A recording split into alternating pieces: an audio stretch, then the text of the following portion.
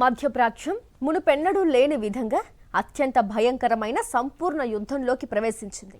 Iran అమెరికాల మధ్య సాగుతున్న క్షిపణి పోరుతో పశ్చిమాసియా అగ్నిగుండంగా మారింది. హార్ముజ్ జలసంధిలో కంటైనర్ నౌకను ఇరాన్ తగలబెట్టిన కొన్ని గంటల్లోనే అమెరికా రౌద్ర రూపం దాల్చింది. శనివారం అర్ధరాత్రి ఇరాన్పై మూడో విడతగా అత్యంత భారీ వైమానిక దాడులను యుఎస్ మిలిటరీ ముగించింది. ఏకంగా 140 ఇరాన్ సైనిక స్థావరాలను అమెరికా క్షిపణులు నిలువునా కూల్చేశాయి. దీనికి ప్రతీకారంగా ఇరాన్ సైతం గల్ఫ్ దేశాల్లోని అమెరికా సైనిక స్థావరాలపై బాలిస్టిక్ క్షిపణులు, ఆత్మాహుతి డ్రోన్లతో విరుచుకుపడింది.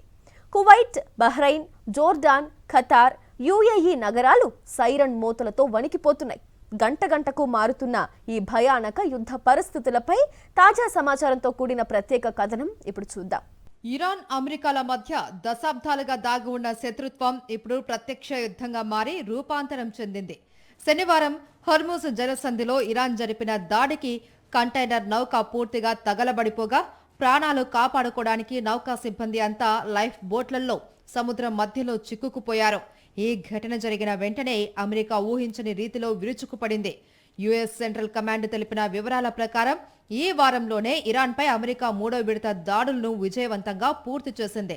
తాజా దాడుల్లో ఇరాన్ వ్యాప్తంగా ఉన్న డ్రోన్ లాంచింగ్ ప్యాడ్లు, క్షిపణి నిల్వ కేంద్రాలు, కమ్యూనికేషన్ నెట్వర్క్లే లక్ష్యంగా 140 సైనిక స్థావరాలను అమెరికా ధ్వంసం చేసింది. ఈ ఒక్క వారంలోనే అమెరికా బాంబుల దాడికి ఇరాన్కు చెందిన 300కు పైగా వ్యూహాత్మక కేంద్రాలు మట్టికరిచాయి.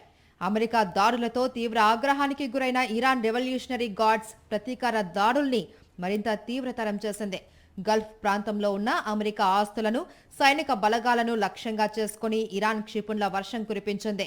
జోర్డాన్లోని ప్రిన్స్ హసన్ వైమానిక స్థావరంపై ఇరాన్ బాలిస్టిక్ క్షిపణులతో దాడి చేసింది. అక్కడ ఉన్న అమెరికా కమాండ్ కంట్రోల్ సెంటర్తో పాటు నిఘా పెట్టే కీలకమైన MQ-9 రీపర్ డ్రోన్ హ్యాంగర్లను పూర్తిగా ధ్వంసం చేసినట్లు ఇరాన్ అధికారిక వార్తా సంస్థ ప్రకటించింది.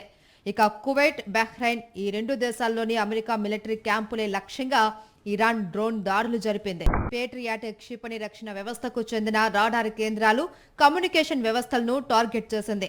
దుబాయ్, అబుదాబి, దోహా నగరాలపైకి ఇరాన్ క్షిపణులు దూసుకురావడంతో ఆయా దేశాల డిఫెన్స్ సిస్టమ్స్ గాల్లోనే వాటిని అడ్డుకున్నాయి. యుఏఈ ప్రభుత్వం తమ పౌరుల్ని ఇళ్ల నుంచి బయటకు రావద్దు అని, అత్యవసర షెల్టర్లలోనే సురక్షితంగా ఉండాలి అని రెడ్ అలర్ట్ జారీ చేసింది. మధ్యప్రాచ్యంలో అమెరికా అనుకూల దేశాలన్నింటినీ ఇరాన్ టార్గెట్ చేయడంతో గల్ఫ్ దేశాలన్నీ యుద్ధ భయంతో వణికిపోతున్నాయి. పరిస్థితి ఇలాగే కొనసాగితే మూడో ప్రపంచ యుద్ధానికి దారితీసే ప్రమాదం ఉంది అని అంతర్జాతీయ విశ్లేషకులు హెచ్చరిస్తున్నారు. మరిన్ని అప్డేట్స్ కోసం ఛానల్ ను సబ్స్క్రైబ్ చేయండి. నోటిఫికేషన్స్ కోసం బెల్ ఐకాన్ పై క్లిక్ చేయండి.